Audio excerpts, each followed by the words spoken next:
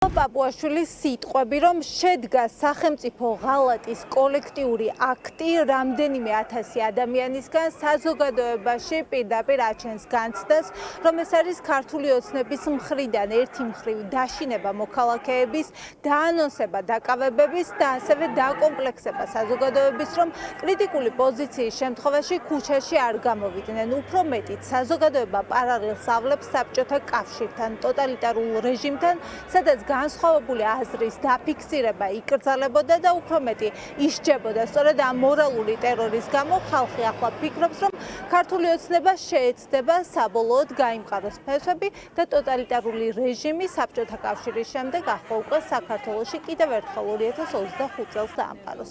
ამერიკულ სანქციებზე. ეს არის ტიპიური სტალინური ტოტალიტარიზმი, რომელსაც მხოლოდ ერთი რამე აქვს, რაც შეიძლება მეტი ადამიანი დააშინოს, შეაშინოს, ჩააგდოს ციხეში, დააპატიმროს და რა თქმა უნდა, თვითცენზურა აამუშავოს. თვითცენზურა ყველა საშენი რამეა, რაც შეიძლება ადამიანს ჰქონდეს დღეს და სწორედ ამას აკეთებენ.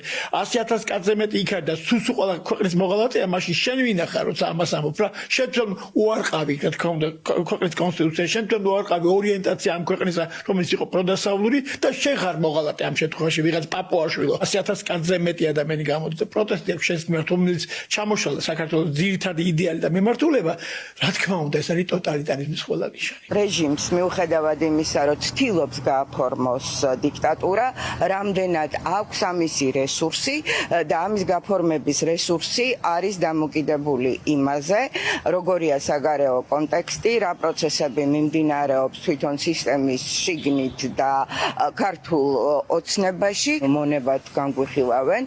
კაცობრიობის ისტორია მიცის, რომ მონები პერიოდულად ჯანყდებიან საკუთარი მონობის წინააღმდეგ და 4 ოქტომბრის შემდეგ იმედია, რომ ჩვენი ერთადერთი დანაშაული ის იქნება, რომ მხოლოდ მშვიდობიანად ავჯანყდით. მთელი ჩვენი ქვეყანა აღმოჩნდება მოღალატე ამათი გეგმების, რაც უკავშირდება რუსულ მონათმფლობელურ გარემოში ქართული ხალხის გამომწყვლებას. ამას ჩვენ არასდროს არ შევეგუებით.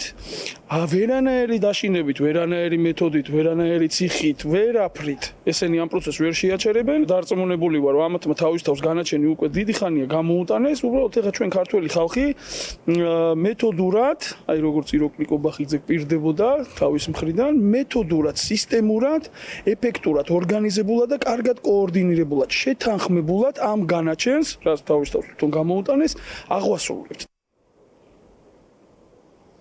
ქართული ოცნება უკვე რამდენიმე დღეა მასობრივ დაკავებებს აანონსებს და ყველა იმ ადამიანს აცხადებს მოღალატედ, რომელიც 4 ოქტომბერს რუსთაველის გამზირზე გამოვიდა.